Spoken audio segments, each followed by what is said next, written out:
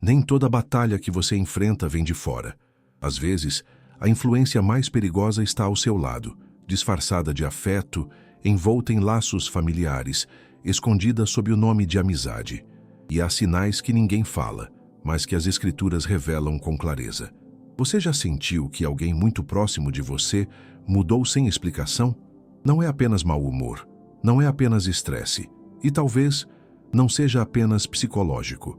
A Bíblia alerta que nem toda influência vem da carne. Algumas vêm do mundo espiritual e agem justamente através de pessoas que você ama.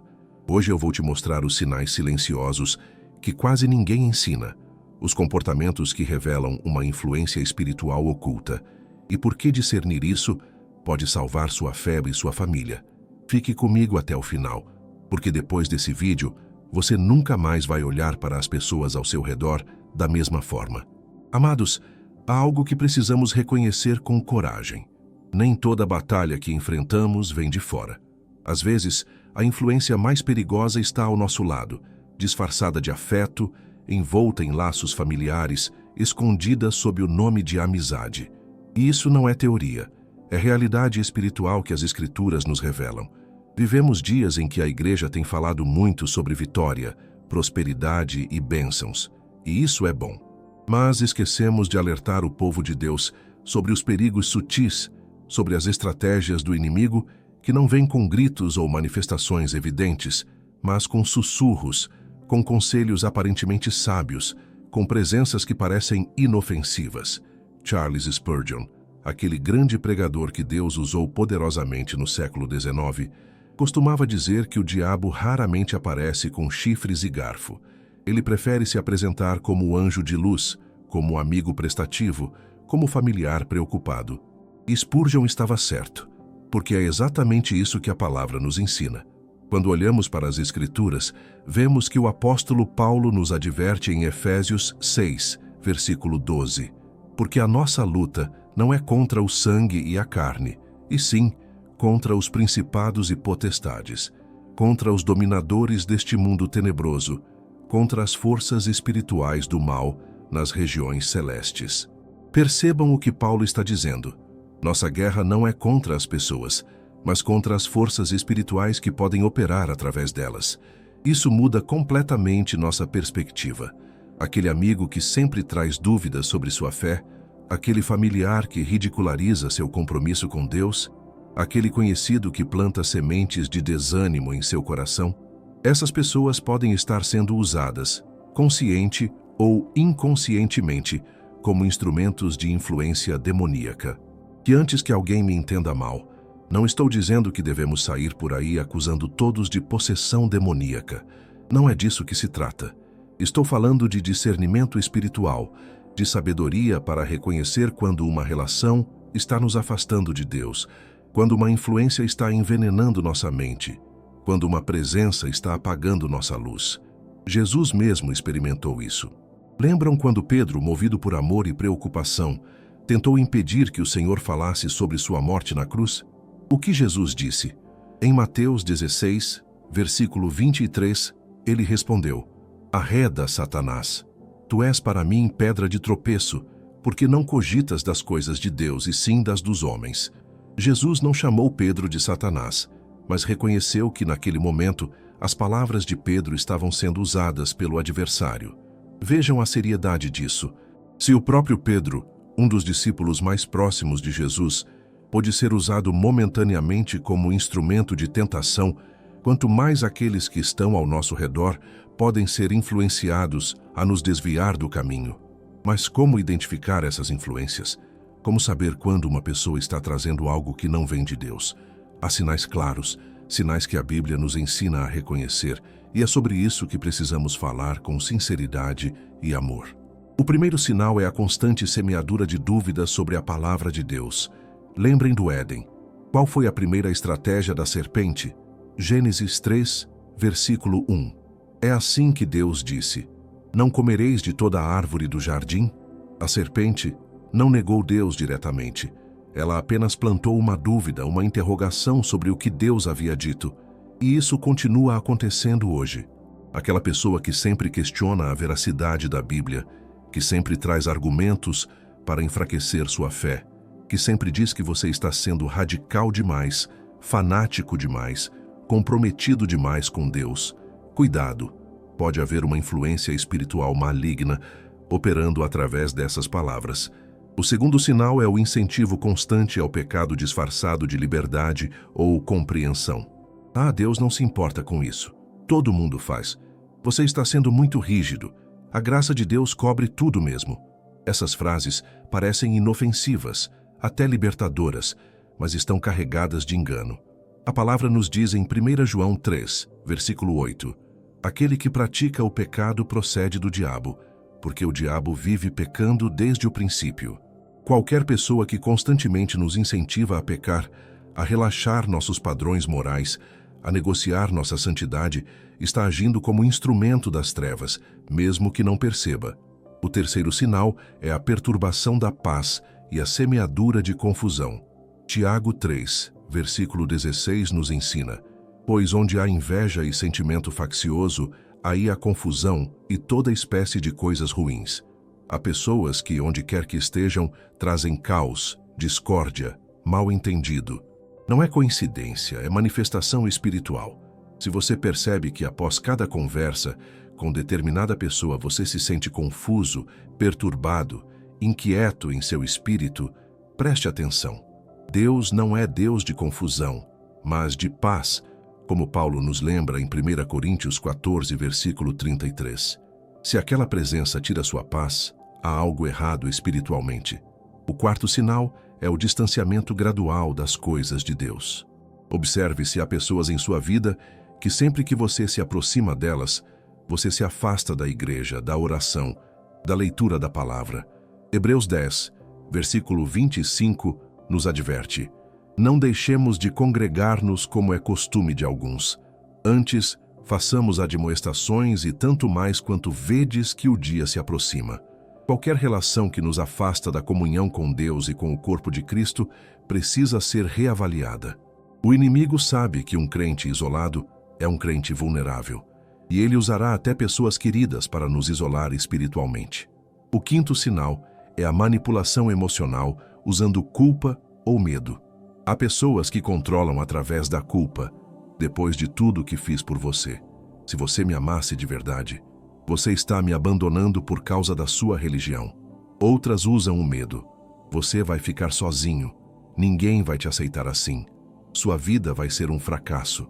A palavra de Deus nos ensina em 2 Timóteo 1, versículo 7, porque Deus não nos tem dado espírito de covardia, mas de poder, de amor e de moderação.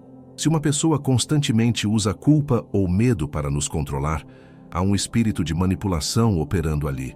E o sexto sinal, talvez o mais sutil de todos, é a imitação de piedade sem transformação genuína. Jesus nos alertou em Mateus 7, versículos 15 e 16.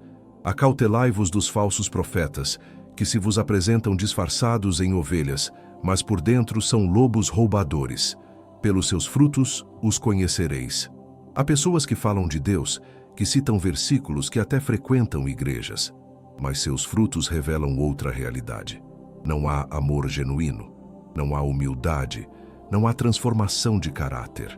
É apenas uma máscara religiosa, escondendo um coração não regenerado, e muitas vezes influenciado por espíritos enganadores.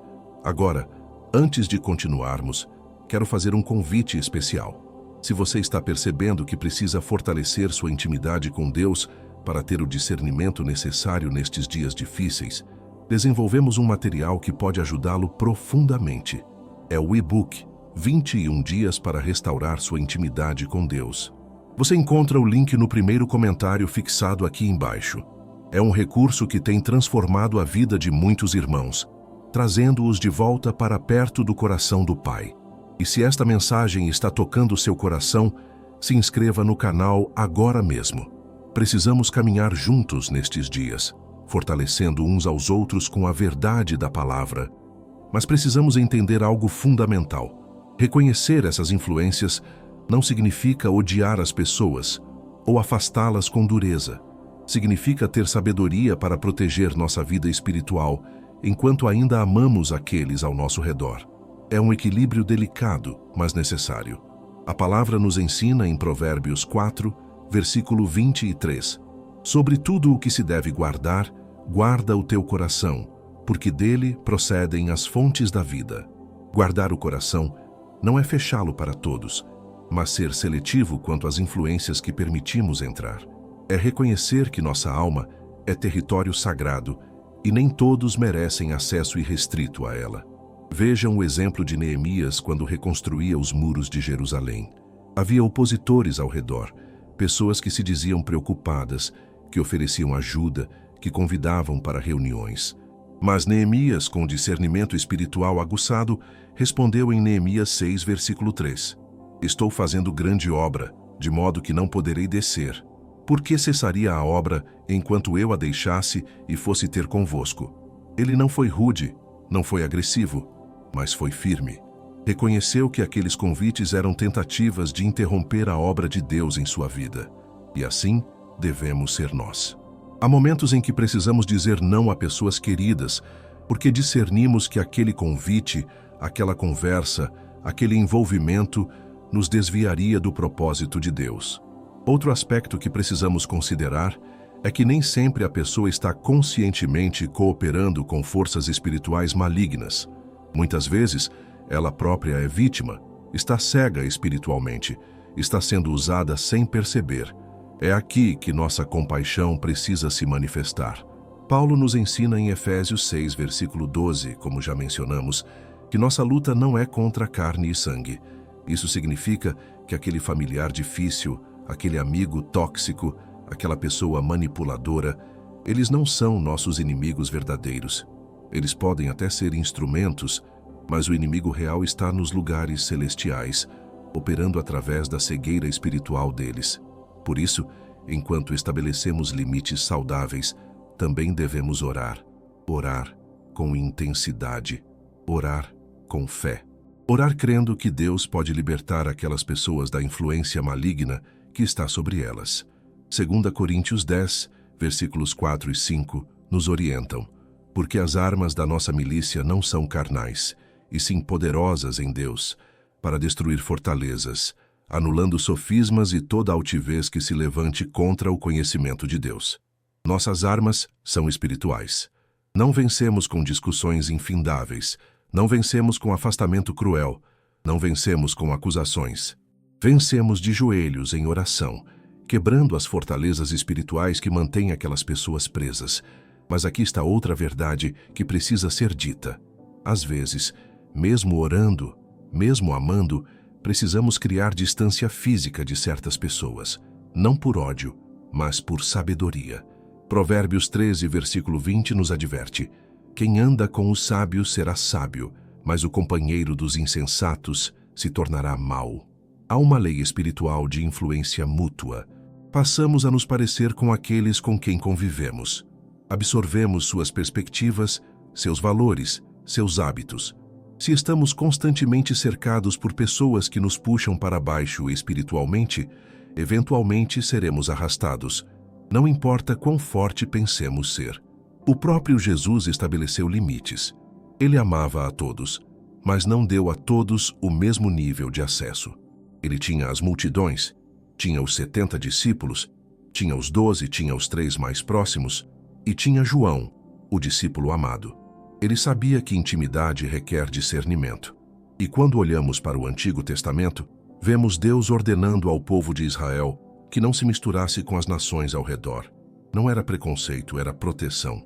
Deuteronômio 7, versículos 3 e 4 nos mostra: não contrairás matrimônio com os filhos dessas nações, não darás tuas filhas a seus filhos, nem tomarás suas filhas para teus filhos, pois elas fariam desviar teus filhos de mim, para que servissem a outros deuses.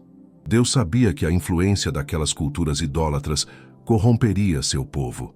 E o que aconteceu quando Israel desobedeceu? Exatamente o que Deus havia previsto.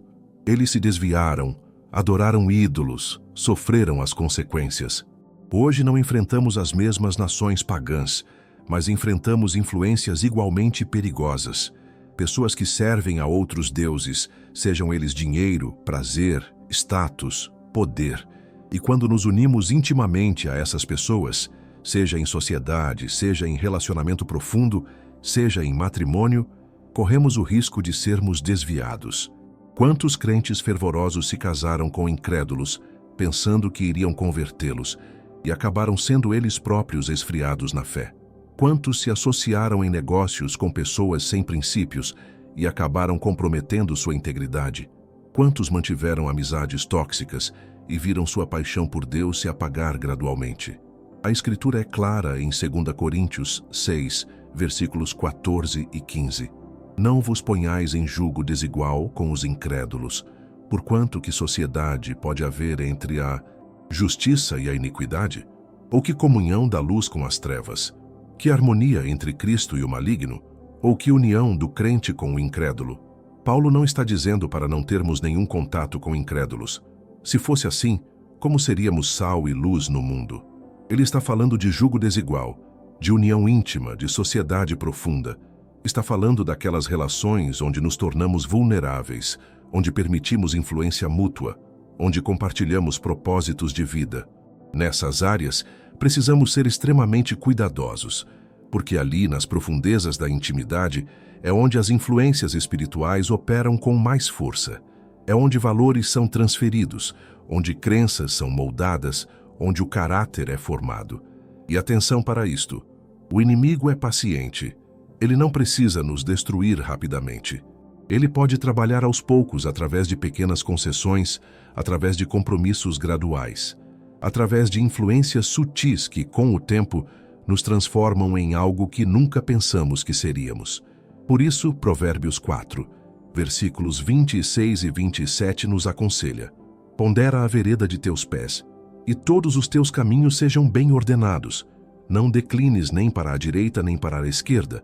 Retira o teu pé do mal. Precisamos vigiar constantemente, avaliar nossas relações, questionar as influências que permitimos em nossa vida. Mas como fazer isso praticamente? Como estabelecer limites saudáveis sem ser cruel? Como amar sem ser ingênuo? Como proteger nossa vida espiritual enquanto ainda cumprimos nosso chamado de ser luz no mundo? Primeiro, reconhecendo que amor verdadeiro às vezes diz não. Jesus amava o jovem rico, mas não negociou a verdade para mantê-lo por perto. Quando o jovem se foi entristecido, Jesus não correu atrás, não amenizou a mensagem, não fez concessões. Ele manteve a verdade em amor. Segundo, estabelecendo limites claros sobre o que discutimos e quanto tempo passamos com certas pessoas. Podemos amar alguém sem nos expor constantemente à sua influência negativa. Podemos manter contato sem permitir que essa pessoa tenha voz de comando em nossas decisões. Terceiro, fortalecendo nossa vida espiritual através da oração, da leitura da palavra e da comunhão com crentes maduros. Quanto mais cheios de Deus estamos, menos espaço há para influências contrárias. É como Efésios 5, versículo 18, nos orienta: não vos embriagueis com vinho, no qual há dissolução, mas enchei-vos do Espírito. Há também um outro aspecto crucial que precisamos abordar: a diferença entre influência demoníaca e simples imaturidade espiritual. Nem toda atitude negativa de uma pessoa indica possessão ou opressão demoníaca. Às vezes, é apenas carnalidade, egoísmo humano, falta de transformação pelo Espírito Santo. Paulo nos ensina em 1 Coríntios 3, versículos 1 a 3. Eu, irmãos, não vos pude falar como a espirituais, e sim como a carnais, como a crianças em Cristo. Leite vos dei a beber, não vos dei alimento sólido, porque ainda não podíeis suportá-lo. Nem ainda agora podeis, porque ainda sois carnais. Ele identifica comportamentos carnais, sem atribuí-los necessariamente a demônios. Então, como discernir? A resposta está no fruto permanente e na resposta à verdade. Uma pessoa carnal pode resistir à verdade por um tempo, mas quando confrontada com amor e paciência, geralmente há abertura para a mudança. Já uma pessoa sob forte influência demoníaca demonstra resistência persistente, hostilidade crescente e endurecimento progressivo quando confrontada com a verdade bíblica. Vejam o que aconteceu quando Jesus expulsou demônios. Marcos 5 nos conta sobre o endemoninhado gadareno. Quando Jesus se aproximou, os demônios reagiram com violência e medo. Versículo 7 diz: E clamando com grande voz disse: Que tenho eu contigo, Jesus, Filho do Deus Altíssimo? Conjuro-te por Deus que não me atormentes. Há um reconhecimento imediato da autoridade de Cristo e uma resistência feroz. Quando alguém em nossa vida reage com hostilidade desproporcional ao nome de Jesus, às Escrituras, à oração, aos louvores espirituais, isso pode indicar algo além de simples descrença. Pode haver forças espirituais operando, mas também precisamos ter cuidado com extremos. Não podemos ver demônios em todo lugar, atribuindo toda a dificuldade relacional a forças espirituais. Isso nos torna paranoicos e nos impede de assumir responsabilidade por nossa própria contribuição nos conflitos. Tiago 1, versículos 13 a 15 nos lembra: Ninguém ao ser tentado diga: Sou tentado por Deus, porque Deus não pode ser tentado pelo mal, e Ele mesmo a ninguém tenta. Ao contrário, cada um é tentado pela sua própria cobiça, quando esta o atrai e seduz. Às vezes o problema não está na outra pessoa, mas em nós mesmos. Nossa imaturidade, nosso orgulho, nossa falta de paciência podem estar criando conflitos que atribuímos incorretamente a influências demoníacas. Por isso, antes de julgar os outros, precisamos examinar nosso próprio coração.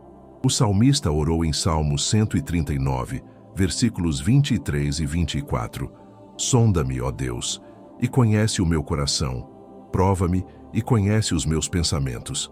Vê se há em mim algum caminho mau e guia-me pelo caminho eterno. Essa deve ser nossa primeira oração sempre. Que Deus nos mostre nossos próprios erros antes de apontarmos os erros dos outros.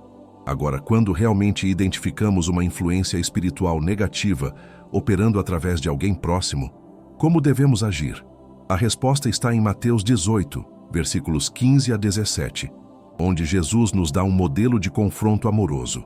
Se teu irmão pecar contra ti, vai arguí-lo entre ti e ele só. Se ele te ouvir, ganhaste a teu irmão. Se, porém, não te ouvir, toma ainda contigo uma ou duas pessoas, para que, pelo depoimento de 2 ou 3 testemunhas, toda palavra se estabeleça. E se ele não os atender, dize-o à igreja. Jesus estabelece um processo gradual, começando com um confronto privado e amoroso. Percebam que Jesus não diz para simplesmente cortar a pessoa imediatamente. Ele diz para confrontar, para dar oportunidade de arrependimento, para envolver outros crentes maduros se necessário. Só em último caso, quando há resistência total, é que a separação acontece. Isso nos ensina que restauração sempre deve ser nosso primeiro objetivo. Gálatas 6, versículo 1 nos orienta: Irmãos, se alguém for surpreendido em alguma falta, vós que sois espirituais, corrigi-o com espírito de brandura e guarda-te para que não sejas também tentado. A correção deve vir de um coração humilde, reconhecendo nossa própria vulnerabilidade. Mas há situações em que, apesar de todos os esforços, a pessoa continua sendo uma influência destrutiva. Nesses casos, a palavra nos autoriza a criar distância. Romanos 16, versículo 17 nos aconselha: Rogo-vos, irmãos, que noteis bem aqueles que provocam divisões e escândalos em desacordo com a doutrina que aprendestes, afastai-vos deles. Afastar-se não é falta de amor. Às vezes, é a expressão mais pura de amor próprio saudável e de obediência a Deus. É reconhecer que não podemos salvar alguém que não quer ser salvo, não podemos mudar alguém que não quer mudar, e que permanecer sob influência destrutiva não ajuda ninguém. Pensem em Ló vivendo em Sodoma. Ele era justo.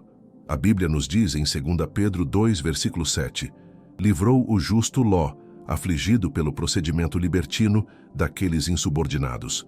Ló estava em tormento espiritual por causa do ambiente ao seu redor. E quando Deus decidiu destruir a cidade, ele mandou Ló sair. Gênesis 19, versículo 17, registra: Escapa-te, salva a tua vida, não olhes para trás.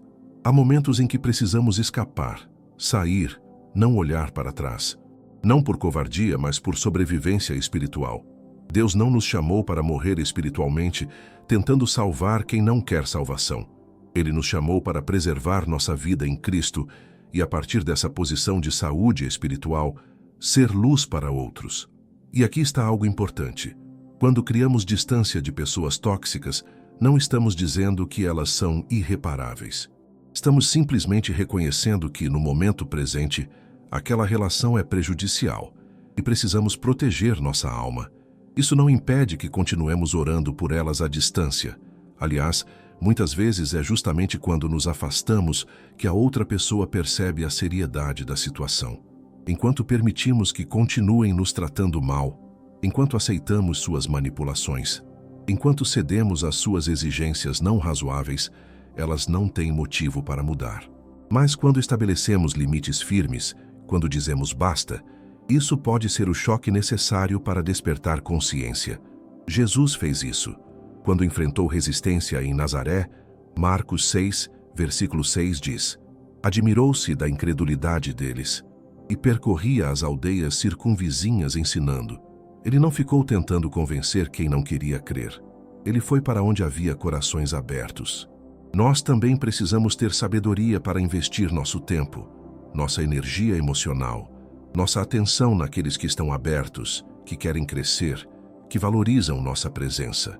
Não podemos derramar nosso vinho novo em odres velhos, como Jesus ensinou em Mateus 9, versículo 17. E há ainda outra dimensão nesta questão: a proteção daqueles que dependem de nós. Se somos pais, temos responsabilidade de proteger nossos filhos de influências espirituais negativas, mesmo quando essas influências vêm de familiares. Mateus 18, versículo 6, contém uma advertência severa de Jesus.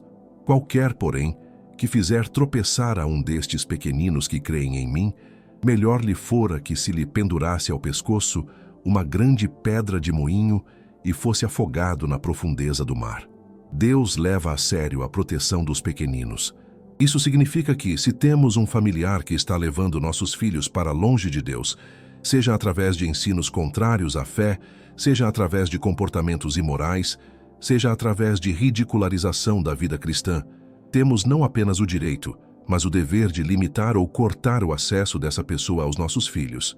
Sei que isso pode soar duro, especialmente quando se trata de avós, tios, pessoas que amamos, mas o chamado de Deus é claro. Deuteronômio 6, versículos 6 e 7 nos ordena: estas palavras que hoje te ordeno estarão no teu coração. Tu as inculcarás a teus filhos e delas falarás assentado em tua casa e andando pelo caminho, e ao deitar-te e ao levantar-te. Somos chamados a ensinar nossos filhos nos caminhos do Senhor, e isso inclui protegê-los de influências que os afastariam desses caminhos. Não podemos ser passivos quando se trata da formação espiritual de nossos filhos. Eles são herança do Senhor, como diz Salmo 127, versículo 3, e temos que prestar contas a Deus sobre como os criamos. Mas voltando à questão central, como viver com sabedoria em meio a relacionamentos difíceis? Como manter nosso coração protegido sem nos tornarmos duros ou isolados? A resposta está em permanecermos enraizados em Cristo. Jesus disse em João 15, versículos 4 e 5, permanecei em mim, e eu permanecerei em vós. Como não pode o ramo produzir fruto de si mesmo, se não permanecer na videira, assim, nem vós o podeis dar, se não permanecerdes em mim. Eu sou a videira, vós os ramos. Quem permanece em mim, e eu nele, esse dá muito fruto, porque sem mim nada podeis fazer. Quando permanecemos em Cristo conectados à videira verdadeira, recebemos vida, força, discernimento. Não dependemos das pessoas ao nosso redor para nossa estabilidade espiritual. Podemos amar sem depender, podemos servir sem nos perder, podemos nos relacionar sem nos contaminar. O problema acontece quando nossa fonte de vida está nas pessoas em vez de estar em Deus.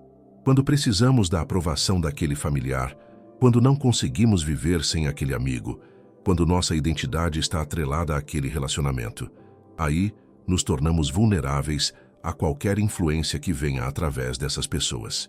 Mas quando nossa identidade está firmada em Cristo, quando sabemos quem somos nele, quando nossa fonte é o Espírito Santo, então podemos nos relacionar com liberdade. Podemos amar sem medo de rejeição, podemos dar sem medo de exploração, podemos perdoar sem necessidade de vingança. Colossenses 3, versículos 1 a 3, nos orienta. Portanto, se fostes ressuscitados juntamente com Cristo, buscai as coisas lá do alto, onde Cristo vive, assentado à direita de Deus. Pensai nas coisas lá do alto, não nas que são aqui da terra, porque morrestes e a vossa vida está oculta juntamente com Cristo, em Deus. Nossa vida está escondida em Cristo. Isso significa que as pessoas não podem nos tirar o que realmente importa. Podem nos rejeitar, mas não podem nos separar do amor de Deus. Podem nos criticar, mas não podem mudar nossa identidade em Cristo. Podem nos abandonar, mas Cristo prometeu nunca nos deixar nem nos desamparar, conforme Hebreus 13, versículo 5. Essa segurança em Deus é o que nos dá coragem para estabelecer limites saudáveis. Não estabelecemos limites por medo ou por raiva, mas por sabedoria. Não cortamos pessoas por vingança, mas por proteção espiritual. Não nos isolamos por orgulho, mas por preservação da obra que Deus está fazendo em nós. E mesmo quando precisamos nos afastar de alguém, fazemos isso com dor no coração, não com satisfação. Paulo expressou isso em Romanos 9, versículos 2 e 3, quando falou sobre seus irmãos segundo a carne. Tenho grande tristeza e incessante dor no coração, porque eu mesmo desejaria ser anátema, separado de Cristo, por amor de meus irmãos, meus compatriotas, segundo a carne. Paulo amava seu povo, mas isso não o impediu de confrontar seus erros, de se separar quando necessário, de priorizar a verdade do Evangelho acima dos laços familiares ou culturais. E ele fez isso com lágrimas, com dor, mas com firmeza. Nós também podemos chorar por aqueles que precisamos distanciar. Podemos sentir a dor da separação, mas não podemos permitir que essa dor nos paralise ou nos faça voltar para situações destrutivas. Às vezes, o amor mais verdadeiro é aquele que mantém distância para preservar saúde espiritual. Agora, quero falar sobre algo que frequentemente é negligenciado: a batalha espiritual que se intensifica quando começamos a estabelecer limites saudáveis. O inimigo não gosta quando tomamos posição. Ele vai atacar com culpa, com medo, com acusações.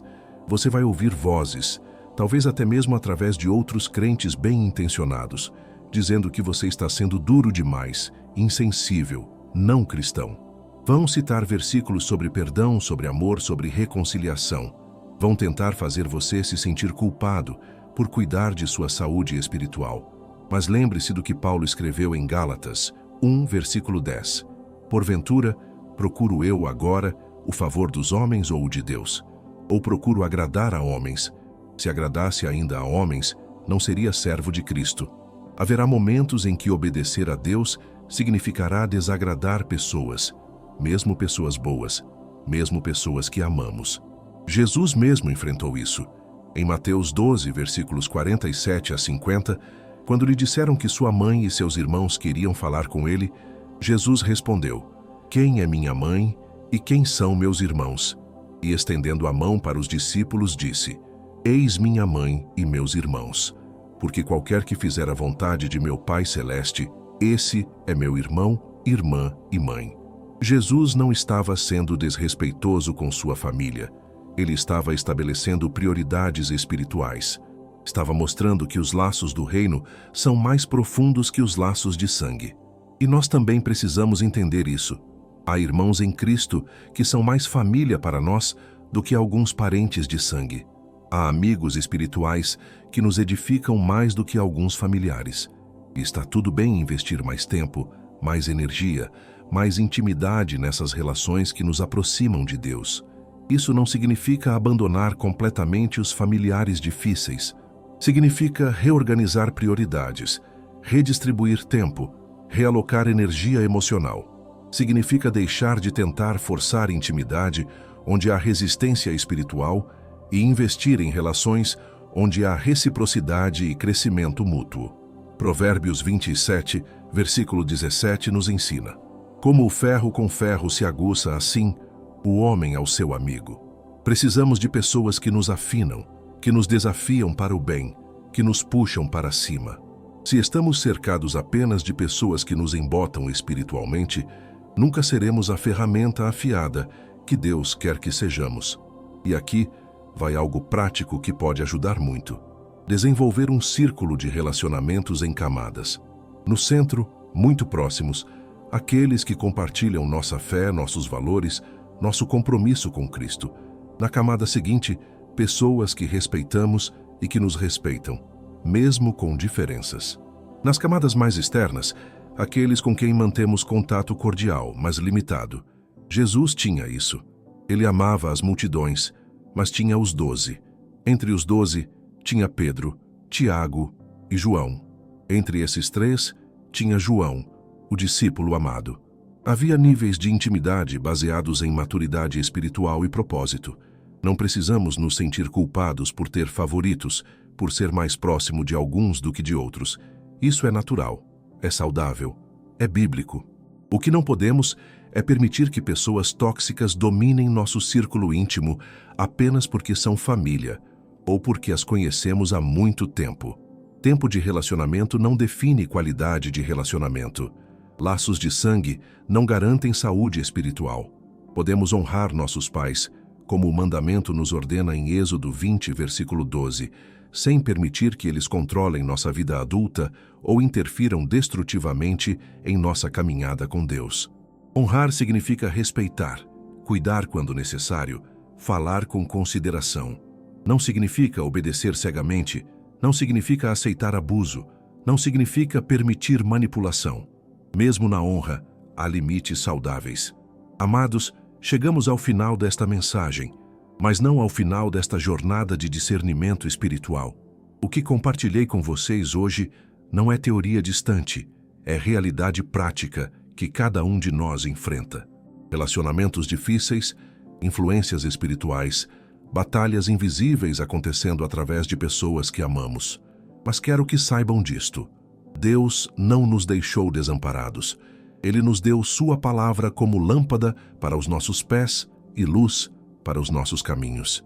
Ele nos deu seu Espírito Santo como consolador e guia. Ele nos deu discernimento para reconhecer o que vem dele e o que não vem. Portanto, vigiem, orem sem cessar, guardem seus corações com toda diligência. Estabeleçam limites saudáveis com sabedoria e amor. E lembrem-se sempre, sua lealdade suprema é a Cristo, não a pessoas, por mais queridas que sejam. Se esta palavra tocou seu coração hoje, não deixe de adquirir nosso e-book 21 dias para restaurar sua intimidade com Deus. O link está no primeiro comentário fixado. É um recurso poderoso para fortalecer sua vida espiritual. E por favor, se inscreva no canal agora mesmo. Deixe seu like. Comente aqui embaixo compartilhando como esta mensagem impactou você. Sua participação fortalece esta comunidade de fé. Que Deus abençoe sua vida, guarde seu coração e lhe dê sabedoria para caminhar em meio a todas as relações que Ele permitiu em sua jornada. Continue assistindo aos próximos vídeos que aparecerão na sua tela. Há muito mais que Deus quer falar ao seu coração. A paz do Senhor esteja com você.